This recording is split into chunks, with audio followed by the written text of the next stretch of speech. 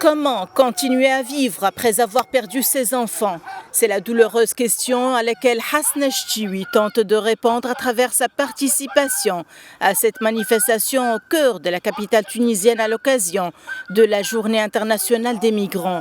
Devant le théâtre municipal, la femme a crié d'une voix sourde en tentant de combiner ses mots pour adresser un message au président tunisien. Monsieur le Président, je ne vous demande rien, ni de la nourriture, ni un logement. Je vous demande seulement de me rendre mes fils, Adam et Mahmoud.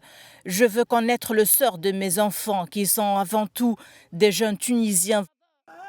Cette journée a également été l'occasion pour exiger la libération des détenus militants de la société civile.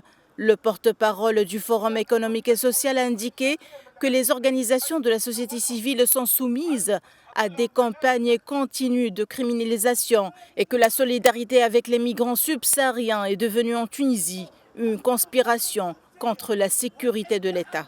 La criminalisation du militantisme civil à laquelle nous sommes soumis depuis mai 2024 fait désormais souffrir des dizaines de militants qui croupissent aujourd'hui dans des prisons tunisiennes.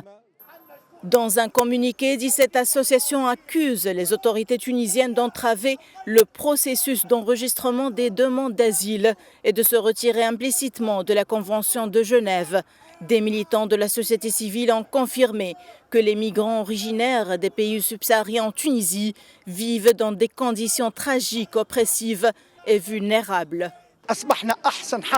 Nous sommes devenus les meilleurs gardes-frontières pour les Italiens. Certainement, la Tunisie n'est pas responsable du sort des migrants subsahariens, mais elle doit les traiter avec humanité. Nous exigeons l'annulation des accords avec l'Union européenne parce qu'ils sont illégaux, alors que l'immigration reste un droit pour tous.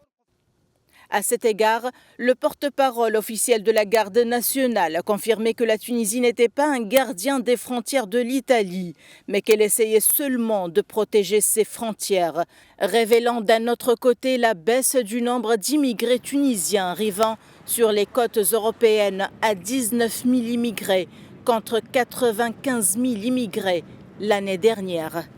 Sur les 8 premiers mois de cette année, les arrivées en Italie depuis la mer Méditerranéenne ont diminué de 63% par rapport à la même période en 2023. Un succès derrière lequel se cacherait une politique migratoire contre l'humanité. C'est ce qu'affirment des militants de la société civile.